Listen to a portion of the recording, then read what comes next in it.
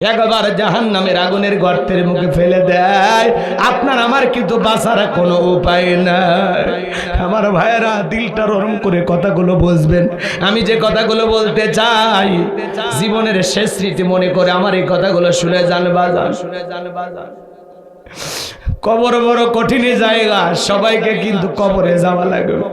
যুবকরে রং তামাশায় মেতে আসো, যাও না কবরস্থানের দিকে তাকায় দেখো, তোমার মতো কত যুবক এই কবরে শায়িত, কত মানুষ এই কবরে। বৃদ্ধ আছে, যুবক আছে, শিশু আছে রে যুবক। আজ হোক কাল হোক সবাইকে মৃত্যুবরণ করা লাগবে। কবর বড় কঠিন জায়গা। ফামাই আমাল মিসকাল যাররাতিন খায়রান ইয়ারা ওয়া মাই আমাল মিসকাল যাররাতিন শাররান ইয়ারা। আল্লাহ বলেন, বান্দা তুমি যদি যাররা পরিমাণে নেক আমল করো, ওইটাও তোমার আমল নামে লিপিবদ্ধ করা হবে। আবার তুমি যাররা পরিমাণ অনুপরিমাণে যদি বদ আমল করো, ওইটাও তোমার আমল নামে লিপিবদ্ধ করা হবে। আর যারা গুনাহ নিয়ে অন্ধকার কবরে যাবে, ওই কবরের ডানের মাটি বামে চলে যাবে, বামের মাটি ডানে চলে যাবে বাজান। এমন জোরে চাপ দেবে, এক পাজরের হাড় অন্য পাজরে ঢুকে যাবে। কবরে থাকা বান্ধ ফেরেশতা, চোখে দেখে না, কানে শোনে না, হাতুড়িতে আঘাত করবে, দেহটা চূর্ণ বিচূর্ণ হয়ে যাবে। কবরে থাকা বিষাক্ত সাপ একবার যদি সবল মারে, ওই দংশনে 70 হাত মাটির নিচে চলে যাবে, দেহটা বিষের যন্ত্রণায় চলে যাবে। কবর কিন্তু জায়গা ভালো নাই রে বাজান। ওই কবর বড় কঠিন জায়গা। নবীর প্রিয় সাহাবী হযরত ওসমান রাদিয়াল্লাহু তাআলা আনহু কবর থেকে অঝরে চোখের পানি ছেড়ে দিয়ে কান্না করতেন। মাঝে মাঝে কান্না করতে করতে হযরত ওসমান কবরের পাশে অজ্ঞান হয়ে পড়ে থাকতেন। জান্নাতের সার্টিফিকেট প্রাপ্ত সাহাবী হযরত ওসমান। সাহাবায়ে کرام জিজ্ঞাসা করে, ভাই ওসমান কান্না করেন? হযরত ওসমান ডেকে বলেন, এই কবর হলো প্রত্যেকটা মানুষের প্রথম মঞ্জিল, প্রথম ঘাঁটি, প্রথম স্টেশন। এই কবরে 3টা প্রশ্ন করা হবে। যে উত্তর দিতে পারবে তার টেনশন নাই, যে উত্তর দিতে পারবে না তার বাঁচার কোনো উপায় নাই। কবরের প্রথম রাতটা কিভাবে কাটবে রে যুবক? 31 নাইট পালন করে নিয়ে তুমি ব্যস্ত। কবরের প্রথম রাতটা কিভাবে কাটবে রে যুবক? একটু চিন্তা করার দরকার আছে না নাই? একা একা কবরে কেমনে থাকবে রে যুবক? যেই কবরে নাই সাথী, নাই বাতি, নাই জানালা, নাই দরজা, নাই কোনো আলোর ব্যবস্থা রে যুবক।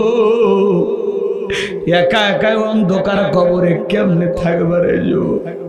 দুনিয়ার খেলতামাশায় পাগল পারা হয়ে গেছো। তুমি কি ভুলে গেছো যুবক? আল্লাহ রাব্বুল আলামিন বলেন, আল্লাযী খলাকাল মাউতা ওয়াল হায়াতা, যিনি সৃষ্টি করেছেন মৃত্যু আর জীবন। আল্লাহ সর্বপ্রথম আয়াতের শুরুতে মৃত্যুর কথা কেন বললেন বাজান? দুনিয়াতে আসার একটা সিরিয়াল আছে, যাওয়ার কিন্তু কোনো সিরিয়াল নাই। দাদা আসছে, দাদার পরে বাবা আসছে, বাবার পরে আমি আসলাম, আমার পরে আমার সন্তানরা আসলো। কিন্তু যাওয়ার বেলায় দাদার আগে নাতি চলে যায়, বাবার আগে সন্তান চলে যায়, বাবার কাঁধে সন্তানের লাশ। এটা দুনিয়ার সব চাইতে ভারী বোঝা। আজও মুগ্ধর বাবার চোখের পানি বন্ধ হয় নাই, শহীদ আবু সাইদের বাবার চোখের পানি বন্ধ হয় নাই, ইয়ামিনের বাবার চোখের পানি বন্ধ হয় নাই। যারা সন্তান হারিয়েছে তারাই জানে যন্ত্রণা কারে বলে। কথা বলেন ঠিক কি না? আমার ভাইয়েরা, আল্লাহ আয়াতের শুরুতে বলেন, আল্লাযী খলাকাল মাউতা ওয়াল হায়াতা, যিনি সৃষ্টি করেছেন মৃত্যু আর জীবন। সর্বপ্রথম আল্লাহ মৃত্যুর কথা বলেছেন। যুবকরে, একটা সন্তান দুনিয়াতে আসবে 9 মাস 10 মাস আগে খবর পাওয়া যায়, কিন্তু একটা মানুষ বিদায় নেবে 9 সেকেন্ড আগেও জানা যায় না কার কখন মৃত্যু হবে।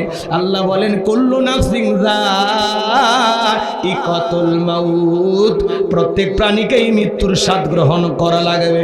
হে যুবক, বেঁচে আছি এটাই অস্বাভাবিক, মৃত্যু হবে এটাই স্বাভাবিক। সকল ধর্মের মানুষ বিশ্বাস করে জন্ম হয়েছে, মৃত্যু একদিন হবে। মৃত্যু হলো চিরন্তন সত্য কথা। এই মৃত্যুর স্বাদ হলো 2 প্রকারের।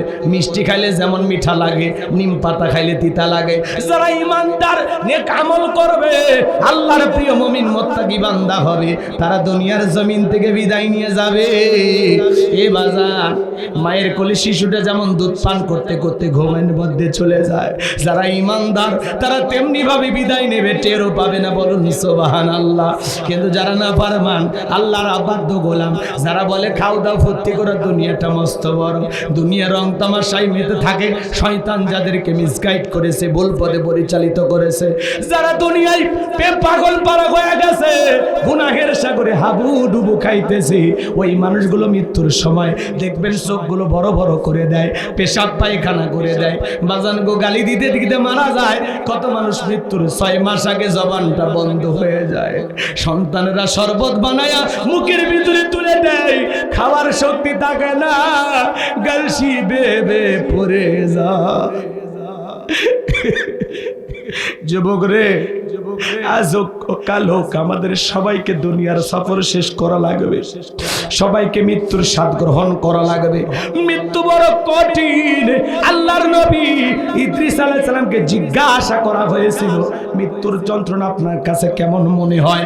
আল্লাহর নবী ইদ্রিস ডেকে বলেন, জ্যান্ত ছাগলের গা থেকে চামড়া খসাইলে ছাগলের যেমন কষ্ট হয়, মৃত্যুর যন্ত্রণা তার চাইতে আমার কাছে বেশি কষ্টকর মনে হয়। আপনার আমার প্রিয় নবী ইন্তেকালের সময়, নবীজি আমার অসুস্থ, দুনিয়া থেকে বিদায় নিয়ে চলে যাবেন। জিবরাইল এসে বলে, নবী আল্লাহ তাআলা আপনার শরীরের অবস্থার কথা জানতে চেয়েছেন। আমার নবী বলে, ও জিবরাইল, আগের চাইতে অনেকটা ভালো আছি। আমার ভাইয়েরা, এদিকে ফাতেমার চোখের পানি বন্ধ হয় না, অঝরে চোখের পানি ছেড়ে দিয়ে হযরতে ফাতেমা কান্না করে। আমার নবী ডেকে বলে, মা ফাতেমা, তোর চোখের পানি আমি সহ্য করতে পারি না মা, তোর কানটা আমার মুখের কাছে লাগায় দে রে মা। হযরতে ফাতেমা নবীজিকে কত মহব্বত করতেন, বলতে গেলে আজকে অনেক সময় লাগবে, ওই সময় আমার হাতে নাই। হযরতে ফাতেমা বিশ্ব নবীর মুখের কাছে কান লাগায়া দিলেন, নবীজি ফিস ফিস করে কি যেন বললেন, হযরতে ফাতেমার কান্না বন্ধ হয়ে গেল। আম্মা জান আয়েশা জিজ্ঞাসা করেন, ও আমার মেয়ে ফাতেমা, তোমার আব্বা জানে কি এমন বলেছে মা, যার কারণে কান্নাটা বন্ধ হয়ে গেল? হযরতে ফাতেমা ডেকে বলেন, মা আমার আব্বা জান আমাকে বলেছেন, বাবার ইন্তিকালের পরে সর্বপ্রথম বাবার সাথে আমার সাক্ষাৎ হবে, বোঝার বাকি নাই গো মা, বাবার ইন্তিকালের পরে বেশি দিন দুনিয়াতে আমাকে থাকা লাগবে না। নবীজির ইন্তিকালের পরে মাত্র 6 মাসের মতো ফাতেমা দুনিয়ার জমিনে জীবিত ছিল। আমার ভাইয়েরা, আসমান থেকে জিবরাইল আসলেন, ডেকে বলেন, নবী গো, আপনার ঘরে প্রবেশের অনুমতি চাই, তবে আসমান থেকে আজকে আমি একা আসি নাই, আমার সাথে আর একজন ফেরেশতা এসেছেন, যার নাম হলো মালাকুল মউত। দুনিয়ার কারো বাড়িতে ঢোকার অনুমতি নাই না গো নবী, কিন্তু আপনার অনুমতির অপেক্ষা আমরা দাঁড়িয়ে আছি। নবীজি অনুমতি দিলেন, মালাকুল মউত বিশ্ব নবীর কাছে পৌঁছে গেলেন, আমার নবীজিকে সালাম দিলেন, আসসালামু আলাইকুম ইয়া রাসূলুল্লাহ ইয়া হাবিবাল্লাহ হুজুর।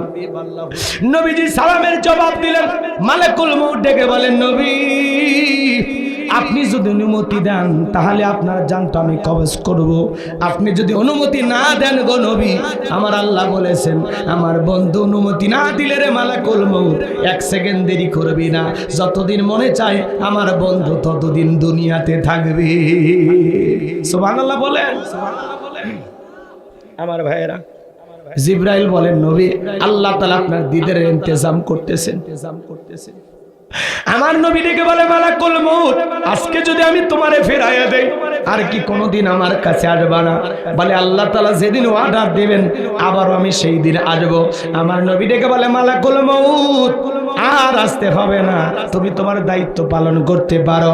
নবীজি যখন অনুমতি দিলেন, বাজান নবীজির রূহটা বের করার জন্য বিশ্ব নবীর বুকের উপরে যখন মালাকুল মউত আজরাইল হাত রেখে দিয়েছে, আমার নবী চোখের পানি ছেড়ে দিয়ে কাঁদে, আরে বলে, মালাকুল মউত আজরাইল সহ্য করতে পারি না রে, তাড়াতাড়ি আমার বুকের উপর থেকে হাতটা নামায়া দাও। আমার নবী বলে, মালাকুল মউত এই যদি হয় মৃত্যুর যন্ত্রণা আমার উম্মতেরা সহ্য করতে পারবে না। মৃত্যুর আগে উম্মতের কথা বলে না, কেমন নবী পাইছি। সুবহানাল্লাহ বলেন। মালাকুল মউত ডেকে বলে, নবী বিশ্বাস করেন দুনিয়ার সবচাইতে কম কষ্ট দিয়া আপনার রূহটা আমি বের করতেছি। আমার আল্লাহ আমাকে বারবার বলেছেন, এ মালাকুল মউত, দুনিয়ার কোন মানুষের রূহটা বের করার সময় আমি তোরে কিছুই বলি নাই, কিন্তু আজকে এমন একজন মানুষের কাছে যাবি যেই মানুষটার জন্য আমি আল্লাহ নিজে বড় ভালোবাসি। খবরদার রে মালাকুল মউত, আমার বন্ধু যেন কষ্ট না পায়। বিশ্বাস করেন নবী দুনিয়ার সবচাইতে কম কষ্ট দিয়া আপনার রূহটা আমি বের করার চেষ্টা করতেছি। আমার নবী বলে, মালাকুল মউত, এই দিদি ভাই দুনিয়ার সবচাইতে কম কষ্ট আমার উম্মতেরা তো সহ্য করতে পারবে না, আমারে কথা দে আমার উম্মতকে কষ্ট দিবি না। মালাকুল মউত দেখে বলে, নবী, ও নবী, আপনার উম্মতের মধ্যে যারা আপনাকে অনুসরণ করবে, আপনাকে নেতা হিসেবে মানবে, ও নবী আপনার রেখে যাওয়া আদর্শ মোতাবেক চলবে, আল্লাহর প্রিয় গোলাম হতে পারবে, কথা দিলাম গো নবী, তাদের রূহটা বের করার সময় আমি ইহসান করব, কম কষ্ট দিব। সুবহানাল্লাহ বলবেন। এইবার যখন দ্বিতীয়বার হাত রেখে দিয়েছেন, আমার নবী আবারও কান্দে আর রেখে বলে, মালাকুল মউত, এ মালাকুল মউত,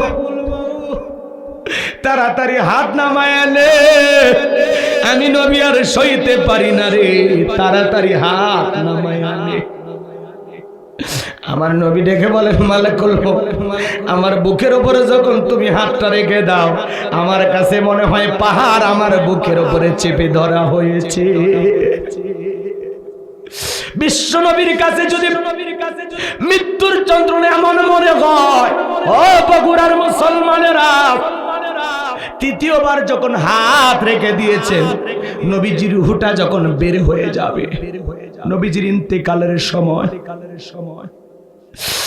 নবীজির ইন্তেকালের সময় নবীজির রূহটা বের হয়ে যাবে, নবীজি কয়েকটি কথা বললেন, এর মধ্যে একটি কথা, আসসালাত আসসালাত, ও আমার উম্মতেরা, নামাজ নামাজ নামাজ।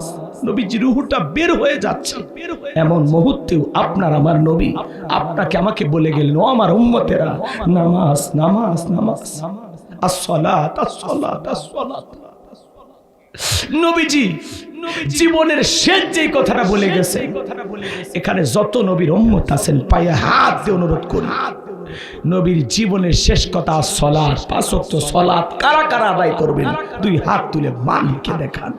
আল্লাহ আমাদের সবাইকে 5 ওয়াক্ত নামাজি বানায় দেন। আরেকটু জোরে বলেন না আমিন, আরেকটু জোরে বলেন আমিন। হাত নামান বাজান, হাত নামান। 2টা মিনিট চোখটা বন্ধ করেন, চোখটা বন্ধ করেন, আমি যা বলবো তাই শুনবেন, 2টা মিনিট সবাই চোখ বন্ধ করে, সবাই চোখ বন্ধ করে। মনে করেন আপনি আমি মারা গেছি, আপনার আমার জীবনের শেষ বিদায়ের প্রস্তুতি চলতেছে। কেউ দৌড় দিয়ে চলে গেল দোকানে কাপড়ের কাপড় আনার জন্য, কেউ বা চলে গেল বাজারে বাঁশ কাটার জন্য, কেউ বা চলে গেল বাজার আপনার আমার জীবনের শেষ বাড়ি কবর খোঁড়ার জন্য, কেউ বা গেল বড়ই গাছে বড়ই পাতা পাড়ার জন্য, কেউ বা পানি নিয়ে আসলো, বড়ই পাতারে গরম পানি গরম চলতেছে, আপনার আমার দিকের রঙিন পোশাকগুলো খোলা গেল, চতুর্দিকে চাদর দিয়ে ঘিরা, আপনাকে আমাকে উলঙ্গ করে গোসল করায় দিতেছে, কানের মধ্যে নাকের মধ্যে তুলে ঢোকায় দিলেন, আতর সুরমা লাগাইলেন, জীবনের শেষ পোশাক কাপনের কাপড়ে চকলেটের মতো মড়াইলেন, মসজিদের খাটিয়াতে তুইলা 4 জন পর ছাত্রী ধইরা ওই অন্ধকার কবরে রাখলেন। এ বাজান, কবরে রাখার পরে কবর খনন করার কোদালটাও নিয়ে আসবে, যেই ডালি দিয়ে মাটি তুলেছে, বালতি দিয়ে পানি দিয়েছে, সেই বালতিটা ডালিটা পর্যন্ত নিয়ে আসবে। সন্তানেরা চলে আসবে, আত্মীয় স্বজন সবাই চলে আসবে। এই দুনিয়ার কোনো মানুষ আপনার সঙ্গী হবে না, আপনার সঙ্গী হবে একমাত্র আপনার আমল। যারা চলে আসবে ওদের পায়ের আওয়াজ কবরে থাকা মানুষটা শুনতে পাবে, চিৎকার মেরে ডেকে বলবে একা রাইখা যাইও না, আমি কবরে একা থাকতে পারবো না। কবরটা হয়ে যাবে ঘর অন্ধকার, ডানে মাটি মামে মাটি, মাটির হবে বিছানা, ওপরেতে বাঁশের ছাউনি, কবর নাম তার ঠিকানা। ও বন্ধু, বউরে কত ভালোবাসলাম, কত দামি কাপড় দিলাম, কত গহনা দিলাম, জায়গা জমি লিখে দিলাম, ভালোবেসে বুকটাকে বালিশ বানাইয়া বউরে নিয়ে ঘুমাইলাম। আমি যদি রাত 2টার দিকে মারা যাই, আমার বউ যদি আমার নাকে হাতটা দিয়ে দেখে আমার নিঃশ্বাসটা বন্ধ হয়ে গেছে, দুনিয়ার কোনো বউ বলবে না আমার স্বামী রাত 2টায় মারা গেছে, আমি ফজর পর্যন্ত দুনিয়ার কাউরে ডাকবো না, আমি আমার মৃত স্বামীর লাশের পাশে ঘুমাবো। এমন দরদের ভালোবাসার স্ত্রী দুনিয়াতে পাওয়া যাবে না। যখনই বুঝতে পারবে আপনি মারা গেছি, চিৎকার মেরে ডেকে বলবে কই গেলি তোরা, তোদের বাপ আর বেঁচে নাই। স্ত্রী চিৎকার মারবে ঘর থেকে বের করার জন্য। যেই ঘর আপনি বানাইলেন, নিজের মাথার ঘাম পায়ে ফেলে ইট পাথর গুলো কিনলেন, সাজাইলেন নিজের মনের মতো, ওই ঘরে আপনার আর 2-3 ঘন্টা থাকার ভাগ্য হবে না। যেই গোসলখানাটা সুন্দর করে সাজাইছেন চাইনা টাইলস দিয়া, এ ভাই কয়েক লাখ টাকা খরচ করেছেন, জীবনের শেষ গোসল কিন্তু এই গোসলখানায় হবে না। এ বগুড়ার মুসলমান বাবাজিরা, পায়ে হাত দিয়ে অনুরোধ করে ভুলে যাই বাজার, দুনিয়া থাকার জায়গা না। দুনিয়া আপনার আমার দাদাকে থাকতে দেয় নাই, বাপকে থাকতে দেয় নাই, আপনাকে আমাকে একদিন থাকতে দিবে না। এই দুনিয়া থাকার জায়গা না, থাকার জায়গার নাম হলো পরকাল, আর দুনিয়ার হলো মুসাফির খানা। আজ আছি কাল কেউ থাকবো না। কত বন্ধু বান্ধব পাইলাম দুনিয়াতে, কত মোহাব্বতের মানুষ পাইলাম, কিন্তু মৃত্যুর পরে কেউ আর আপনাকে স্মরণ করবে না। আস্তে আস্তে সবাই ভুলে যাবে, দুনিয়াবাসী আপনাকে আর মনে রাখবে না। এই জন্য আল্লাহ বলেন বাল তুসিরুনাল হায়াতাদ দুনিয়া ওয়াল আখিরাতু খায়রুম ওয়া বাকা। ও দুনিয়ার মানুষ, তোমরা দুনিয়াকে প্রাধান্য দিচ্ছ, অথচ দুনিয়া হলো ক্ষণস্থায়ী, আখিরাতের জিন্দেগিগুলো চিরস্থায়ী। যেই জীবনের শুরু আছে শেষ নাই। হে যুবক, তুমি যদি 7 দিনের সফরে কক্সবাজার যাও, তোমার একটা ব্যাগ থাকে, ওই ব্যাগের ভিতরে প্রয়োজনীয় কাপড় থাকে, প্রেমিকার ডায়েরি থাকে, মোবাইল নাম্বার থাকে। 7 দিনের সফরের জন্য যদি একটা ব্যাগের প্রয়োজন হয় বাজান, আপনি আমি পরকাল নামের সফরে যাব, 2টা মিনিট চিন্তা করে দেখেন তো বাজান, ওই আমলের ব্যাগের ভিতরে নামাজ আছে কিনা, রোজা আছে কিনা, হজ আছে কিনা, যাকাত আছে কিনা, দান খয়রাত আছে কিনা, পিতামাতার খেদমত করেছে কিনা, বিবির হক আদায় করেছেন কিনা, পাড়া প্রতিবেশীর সাথে ভালো ব্যবহার করেছেন কিনা।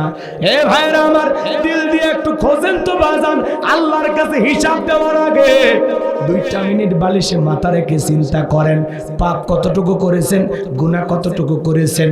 আল্লাহর কাছে হিসাব দেওয়ার আগে দুনিয়ার জমিনে নিজের আমলের হিসাব করার দরকার আছে না নাই? এ বাজান, এই দুনিয়া চিরকাল থাকার জায়গা না। আজকে দুনিয়া আপনাকে আমাকে পাগল বানাইছে। আলহাকুমুত তাকাসুর হাত্তা যুরতুমুল মাকাবির। দুনিয়ার প্রাচুর্যের প্রতিযোগিতা, সম্পদের প্রতিযোগিতা, দুনিয়ার গাড়ি বাড়ি সম্পদ আপনাকে আমাকে পাগল বানাইছে। রাগ করতেছেন আপনারা? মুসলমান মুসলমানের প্রকৃত বন্ধু। আমরা যদিও তোমাদেরকে বন্ধু মনে করি, কিন্তু তোমরা ভিতরে ভিতরে আমাদেরকে শত্রু নজরেই দেখো। কথা কোন ঠিক না? এই জন্য ভারতকে বলতে চাই, কারো উস্কানিতে পা দিন না। এখনো সময় আছে। বাংলাদেশের সকল ধর্মের মানুষ আমরা নিরাপদে বসবাস করতেছি। কথা বলে ঠিক কিনা? এদেশের হিন্দু ভাইয়েরাও অলরেডি বিভিন্ন জায়গায় মিছিল, মিটিং, সংবাদ সম্মেলন করে তারা বলতেছে আমরা অনেক ভালো আছি, ভারত মিথ্যা গুজব ছড়ানো থেকে বিরত থাকুক। কথা বলে ঠিক কিনা? আমরা ঐক্যবদ্ধ আছি দেশের স্বাধীনতা রক্ষায়। এই দেশের দিকে কাউকে বাঁকা চোখে তাকানোর সুযোগ আমরা দেব না। কথা বলে ঠিক কিনা? রাগ করতেছেন বাজান গো আমার? সবাইকে ঐক্যবদ্ধ দেখা যারা ষড়যন্ত্রকারী, ওদের কলিজার পানি শুকিয়ে গেছে। আমরা কারো গোলাম না, আমরা মাথা উঁচু করে বাঁচবো। আমরা কোন দেশের কাছে জিম্মি থাকতে চাই না। কথা কর না, ভারত না অন্য কোন মাথা উঁচু করে বাঁচবো, কথা বলেন ঠিক কিনা? তোমরা পেঁয়াজ চিনি মরিচ এগুলো বন্ধ করতে চাও, আরে ভাই এগুলো তো আল্লাহর দেয়া রিজিক, আমরা চাইলে আমাদের দেশেও এগুলো ইনশাআল্লাহ তৈরি করতে পারবো। কথা কন, রাগ করতেছে? এই কথাগুলো বলাতে অনেকের মন খারাপ হতেও পারে। আমার ভাইয়েরাম, লম্বা আমি করব না, তাহলে চুরি বন্ধ করতে লাগবে কার আইন? আমার ভাইয়েরা, বিশ্ব নবী তখন হাত নামায় নিলেন। এইবার জিবরাইল এসে বলে, নবী দোয়া কবুল হবে না, আপনি হাত নামান। নবী যে হাত নামায় নেওয়ার পরে জিবরাইল ডেকে বলে, নবী আপনি সাহাবায়ে ইকরামদের মধ্যে ঘোষণা করেন, আপনার সাহাবীদের মধ্যে এমন কেউ কি আছে যে মক্কার মুহাবির আমরের মোকাবেলা করবে? এই কথা শোনার পরে নবী সাহাবায়ে ইকরামদেরকে ডেকে বলেন, ও আমার সাহাবীরা তোমরা শোনো, তোমাদের মধ্যে এমন কেউ কে আসো যে মক্কার মুহাবির আমরের মোকাবেলা করবা? নবীর কোন সাহাবী দাঁড়ায় না, হযরত আলী দাঁড়িয়ে গেলেন। বলুন আল্লাহু আকবার।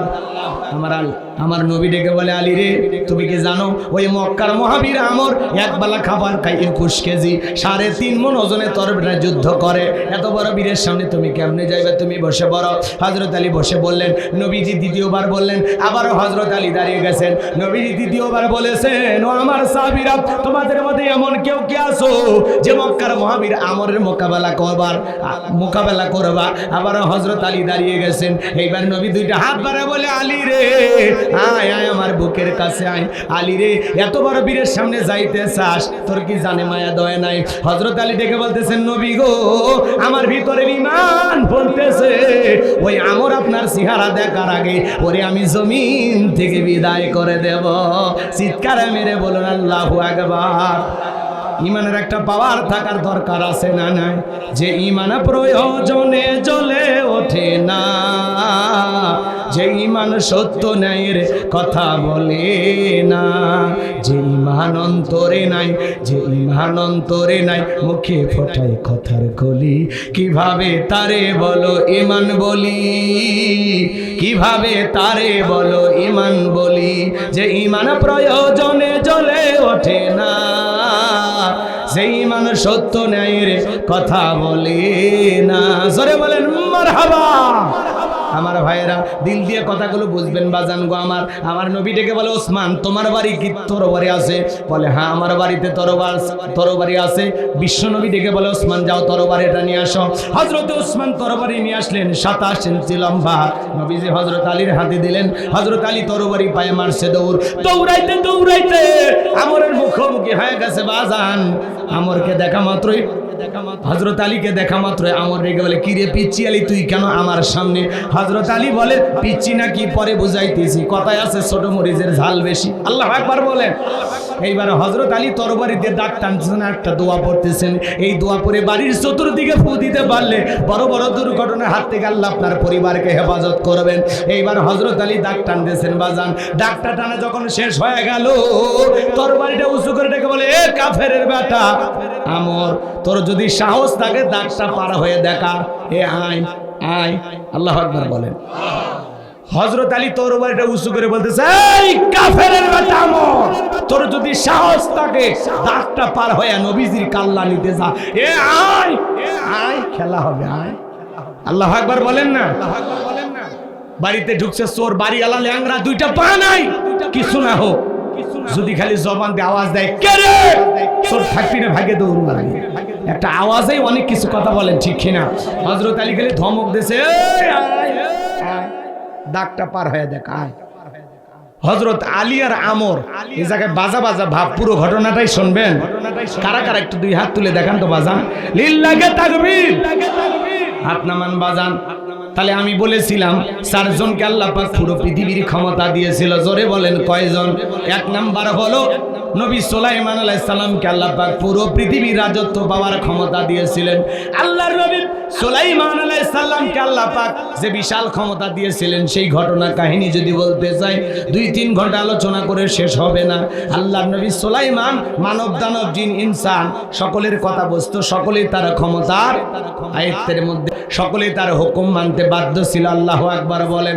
আল্লাহ পাক তাকে তত্ত্বের একটা সিংহাসন দিয়েছিলেন। বাতাসকে অর্ডার করা মাত্রই যেখানে যাইতে চাইতেন সেখানে বাতাস তার এই সিংহাসনটাকে উড়িয়ে নিয়ে যাইতো। বলেন আল্লাহু আকবার। আল্লাহর নবী সুলাইমান আলাইহিস সালামকে আল্লাহ রাব্বুল আলামিন পুরো পৃথিবীর রাজত্ব পাওয়ার ক্ষমতা দিয়েছিলেন। 2 নাম্বার হলো বাদশা জুলকারনাইনকে আল্লাহ পাক পুরো পৃথিবীর রাজত্ব পাওয়ার ক্ষমতা দিয়েছিলেন। এই পৃথিবীর জমিনে 1 নয় 2 নয় 1600 বছর আল্লাহ তাআলা তাকে হায়াত দিয়েছিলেন। বাজান পৃথিবী ভ্রমণের জন্য একটা ঘোড়া আল্লাহ তাকে দিয়েছিলেন।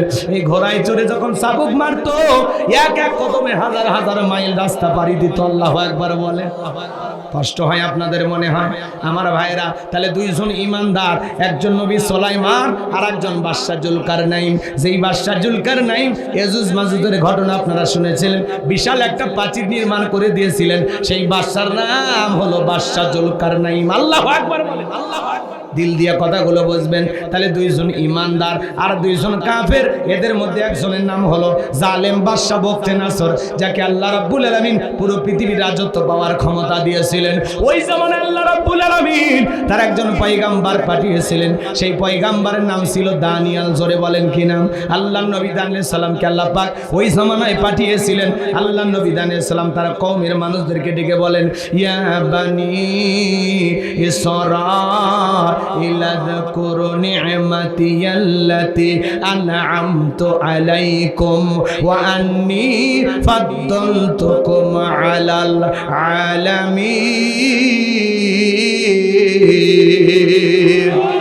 আল্লাহ নবী ডেকে বলেন, ও বনি ইসরাঈল উম্মতেরা শোনো, তোমাদের বাপদাদা চাকর ছিল, কৃতদাস ছিল, গোলাম ছিল। সেই গোলামির জিন্দেগি থেকে আল্লাহ পাক তোমাদেরকে আজাদ করেছেন, মুক্ত করেছেন, স্বাধীন একটা জীবন দিয়েছেন। বিদায় দাম্ভিকতা করো না, এক আল্লাহর ইবাদত করো, আল্লাহ তাআলার কৃতজ্ঞতা আদায় করো। উম্মতেরা ডেকে বলে, পয়গম্বর পুরান দিনের গল্প শোনায় লাভ নাই, বাপদাদা কি করেছিল আমরা জানতে চাই না, আমরা ভালো আছি, আমাদের টাকা পয়সা কোনো কিছুর অভাব নাই। আল্লাহ নবী দানিয়েল ডেকে বলে, শোনো এখনো সময় আছে, গাছের পূজা করো না, মাছের পূজা করো না, চন্দ্রের পূজা করো না, এক আল্লাহর ইবাদত করো। কিন্তু পয়গম্বরের কোনো কথাই তারা শ্রবণ করলো না। আল্লাহ নবী দানিয়েল সালাম দিনে দাওয়াত দেয়, রাতে দাওয়াত দেয়, সকালে দাওয়াত দেয়, বিকালে দাওয়াত দেয়, কোনো মতেই যখন তারা দাওয়াত গ্রহণ করলো না, আল্লাহ নবী দানিয়েল ডেকে বলে, শোনো কোন জাতির মানুষ, কোন কওমের মানুষ যদি দাম্ভিকতা করে, অহংকার করে, খোদাদ্রি হয়ে যায়, ওই জামানার মানুষের উপরে আল্লাহ তাআলা 2 ধরনের আযাব আর গজব পাঠায়। 1 নাম্বার হলো আসমান জমিনের আযাব আর গজব দিয়ে আল্লাহ তাদেরকে ধ্বংস করে দেয়, আর না হয় তাদের ভাগ্যে জালেম শাসক পাঠায়া দেয়। দেশের নেতা হবে, এদিকে খেয়াল করেন, দেশের জনগণ হবে যেমন, দেশের নেতাও হবে তেমন। অনেকে 12টা পার হয়ে গেছে, এই জন্য দৌড়াচ্ছেন নাকি? অনেক হয়তো টিকটক দেখে লাফালাফি করে আসে যে একটু হুজুরকে এক নজর দেখে আসি। হুজুরের ওয়াজ আমার মোবাইলে রেকর্ড করা আছে। যাই হোক, কষ্ট পাচ্ছেন আপনার মনে হয় না? এগুলো আসলে লম্বা সময়ের আলোচনা, এত সময় আপনাদের ধৈর্যে কুলাবে না, আমিও আপনাদেরকে কষ্ট দিতে চাই না। এদিকে খেয়াল করেন, তাহলে অহংকার করতে না, কথা কন না কে? যারা বড় বড় অহংকার করে এদের পতন দেয় কি? এ জোরে বলেন কে? কোটি কোটি টাকার এমপি মন্ত্রীর গাড়িগুলো গ্যারেজে পড়ে আছে, কিন্তু চড়ার মতো মন্ত্রী 5 কোটি 10 কোটি 20 কোটি টাকা দামের গাড়ি পড়ে আছে। কথা কয়, ব্যাংকের অ্যাকাউন্টে হাজার হাজার কোটি টাকা আছে, নেতারা আছে, সব ভাগে গেছে। কথা কম ঠিক কিনা? মন্ত্রীরা সব কোথায় গেল, এমপিরা সব কোথায় গেল, কোথায় কাদের কাকা, ওদের সারা দেশটা বড় লাগে ফাঁকা ফাঁকা। পালাবো না পালাবো না পালাবো না, যাই না তাদের দেখা, ওদের সারা দেশটা বড় লাগে ফাঁকা ফাঁকা। আইন মন্ত্রী আটকে গেল আইনেরই ফাঁকে, দাড়ি সারা দরবেশটারে ভণ্ড ভণ্ড লাগে। শুনেছি ভাই কত নেতা নেত্রী খাইতেছে ভাই ডান্ডা, বিচারপতি কালামানিকের ফাটিয়েছে নাকি আন্ডা। এটা আমার খবর না, মিডিয়ার খবর, কথা বলে ঠিক কিনা? এই বিচারপতি শামসুদ্দিন মানিক আল্লামা সাইদি হুজুরকে মৃত্যুদণ্ডের রায় দিয়েছিল। আমরা বলতে চাই ওই একই ট্রাইব্যুনালে বিচারপতি মানিককেও মৃত্যুদণ্ডের রায় দিতে হবে। এই বিচারপতি মানিক 116 জন আলেমের তালিকা করে দুদকের কাছে জমা দিয়েছিল। আমার মতো গাইবান্দার বক্তার রোল নাম্বার ছিল 23। কত নাম্বার? যারা আলেমদের তালিকা করেছিল, আজকে আমরা তালিকা করার আগেই ভিতরে ঢুকছে। কথা কন ঠিক কিনা? পলকের ঝলক গেল, পলকের ঝলক গেল, থামিয়ে নেটের চাকা, ওদের সারা দেশটা বড় লাগে ফাঁকা ফাঁকা। কোথায় গেল সংসদেতে মমতাজের গান, কোথায় গেল হযরত বলা স্বামী মুসলমান। 70 টাকা তাহাজ্জুদ পড়তো, আবার মাঝে মাঝে বোতলও খাইতো। এর কথা কয় না কেন? মাইক পেলে বলতো খেলা হবে, খেলা হবে। আজকে পুরো মাঠ পড়ে আছে, কিন্তু শামীম ওসমানের মতো খেলোয়াড় নাই। যাই হোক বাজান, অনেক কথা বলার ছিল, কিন্তু আপনারা তো শুনবেন না। এত জোর করে বললে লাভটা কি? কষ্ট হয় মনে হয় আপনাদের। আমার ভাইয়েরা, আল্লাহ নবী দানিয়েল ডেকে বলল, শোনো এখনো সময় আছে, পরিবর্তন হও। কোনো কথা তারা শুনলো না। তখন আল্লাহ পাক তাদের ভাগ্যে জালেম শাসক বক্তেনাসরকে পাঠাইয়া দিল। জালেম বাদশা বক্তেনাসর ক্ষমতার চেয়ারে বসার পরে হাজার হাজার মানুষকে জেলখানায় বন্দী করতে লাগলো। জালেমদের স্বভাব হলো, অপরাধী বোঝে না, নিরপরাধও বোঝে না, পাইকারি ধরে সবাইকে জেলে নেয়। এটা হলো জালেমদের স্বভাব। কথা কি বুঝতে পারতেছেন? এইবার 1 নয় 2 নয়, আল্লাহর নবী দানিয়েল আলাইহিস সালাম সহ তার 70,000 উম্মতকে জেলখানায় বন্দী করলো। নবী মানুষ জেলখানায়। কথা কয় না ভাই? আচ্ছা, এটা বগুড়া না কোন জেলা? বগুড়া। বগুড়ার মানুষের আওয়াজ এটা। এই 5 জন ছেলে ভালো বলে কথা করলে তো এত জোরে আহা। আবার কয় একজন ঠিক, আবার কয় একজন, সবাই বলা লাগবে, সবাই বলা লাগবে। আবার কয়, আবার আস্তে রেডি থাকেন। লিল্লাহে তাকবীর। তাহলে আল্লাহর নবী জেলখানায়, নবী যদি জেলখানায় যায়, নাইবে রাসূলের ভূমিকা যারা পালন করবে, আলেম ওলামা যারা এই দুনিয়ার জমিনে হকের আওয়াজ তুলবে, হকের পক্ষে মানুষকে দাওয়াত দিবে, মাঝে মাঝে ষড়যন্ত্র করে তাদেরকেও জেলখানায় ঢুকাইতে পারে। আলেমের জেলখানায় গেলে সম্মান কমে না বাড়ে? রাগ করবেন না, কথাগুলো বুঝবেন, তারপরে চিন্তা ভাবনা করুন। আল্লামা সাইদি হুজুরকে 300 মহিলা, তিনি নাকি 300 নারীকে ধর্ষণ করছে। এই কথা আপনারা বিশ্বাস করেন?